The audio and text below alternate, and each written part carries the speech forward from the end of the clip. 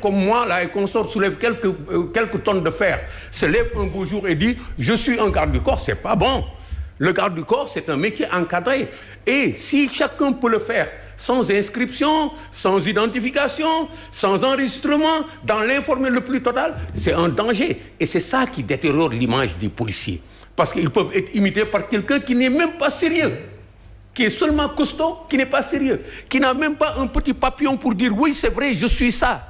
Et il n'y a aucun cadre effectif de formation de ces personnels-là. On les ramasse dans la rue. Je veux citer aucun contexte dans lequel on les ramasse dans la rue. Il suffit seulement d'être baraqué, terminé, et d'être un peu à la limite léger, terminé, et de pouvoir faire le fou à côté de quelqu'un, excusez-moi du terme, terminé. On les ramasse comme ça parce que plus ils sont simples, manipulables, plus on a besoin d'eux pour leur faire du n'importe quoi. Il faut qu'on change cette race d'individus. Parce que dans d'autres pays, c'est des métiers extrêmement sérieux. C'est du grand professionnalisme. Les gardes du corps rapprochés des stars, des hommes politiques ailleurs, recrutés dans le civil, sont aussi bien entraînés, compétents, très bien compétents que les policiers des corps qui sont dans les États parce qu'ils ont besoin de ça. Les missions sont sérieuses, il ne faut pas qu'on caresse la chose, il faut qu'on le dise. Alors, Major Kandé, quelque part, est-ce qu'il ne faut pas également une éducation citoyenne pour l'identification de ces différents corps, de leurs attributs et autres, parce que, ma foi, beaucoup de Sénégalais font la confusion.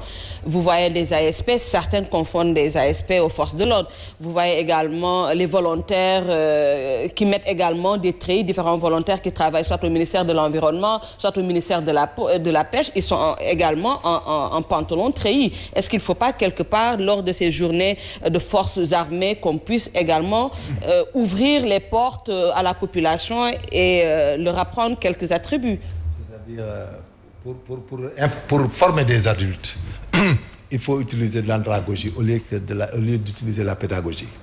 C'est-à-dire, nous les Africains, on utilise la pédagogie à tout moment, on aime théoriser, la méthodologie d'enseignement, elle est didactique, et ça ne passe plus.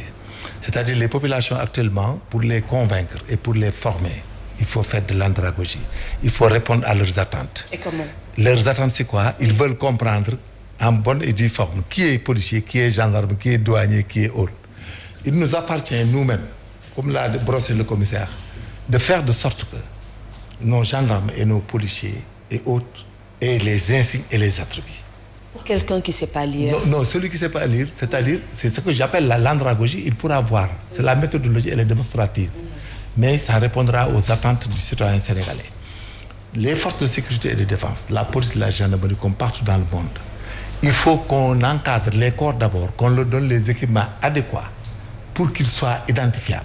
Même un gendarme, normalement, il doit y avoir un site et chaque gendarme ou le chef même doit avoir une clé, c'est-à-dire pour entrer dans le site. Quand il te voit, il voit Mbou, il dit Mbou, oui, vous êtes gendarme, il dit oui, votre matricule, il donne. À l'instant, il doit pouvoir cliquer et voir la photo de Mbou. Pourquoi pas? Voir si les gendarmes ou policiers, c'est ce qui est normal.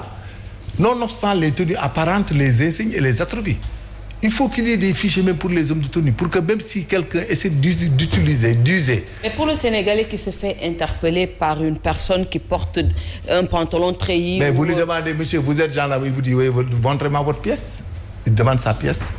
D'où l'éducation citoyenne. Mais c'est ça, on va leur enseigner.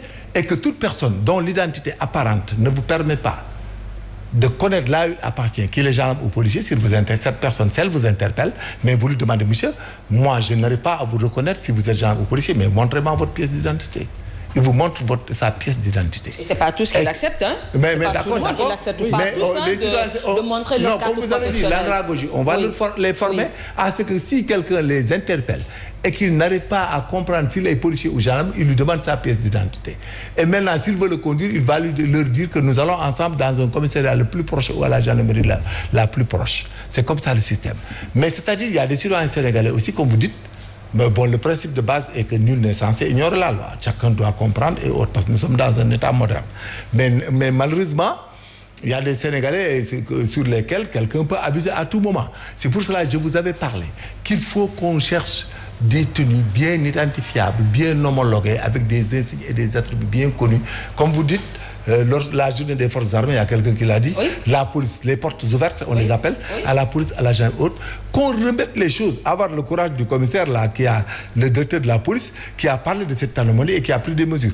Mais il faut qu'on l'accompagne aussi et qu'on les aide à faire la politique aussi de ça.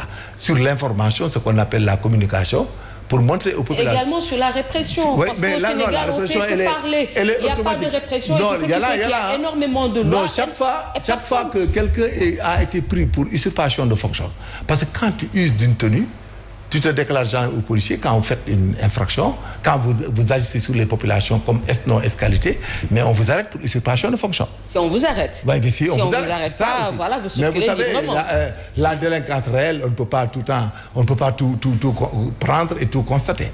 Et ce qui est apparent aussi, c'est ce que nous constatons et que nous cherchons à résoudre ou ne pas résoudre. Mais en tout état de cause, il appartient aux gendarmes et aux policiers de veiller personnellement sur ça, soit même de mettre des prévôtés lors des manifestations et lors dans les lieux ou des fêtes foraines comme les foires et autres, dans les marchés et autres, de mettre des prévôtés qui interpellent les gens. Ça se passait au Sénégal. C'est maintenant on a tout laissé qu'il y ait des problèmes. Mais il y avait des prévôtés qui circulaient. Ils vous voyaient dans une posture douteuse, mais on vous appelle, monsieur, quelle est votre pièce? Vous êtes à quel corps? Mais vous parlez de votre corps, il vous transporte là où vous avez déclaré appartenir et on vous identifie. Mais c'est-à-dire, il faut mettre des systèmes de veille. L'être humain est naturellement comme ça. Vous ne pourrez jamais, par exemple, abolir la délinquance dans un État en plein essor. C'est-à-dire qu'il y a le développement, il y a le désir de paraître, il y a la recherche de la pitance, de l'argent. Il y a certains qui font des dérives. Mais il appartient à la loi d'enfreindre à leur projet de société. C'est à nous de les empêcher. C'est à nous de mettre un dispositif qui les empêche de faire ces forfaits et d'abuser de la confiance que les populations ont envers la gendarmerie et la police. Il y avait des prévôtés. La police a une prévôté. Elle n'a qu'à extendre la prévôté partout dans les régions.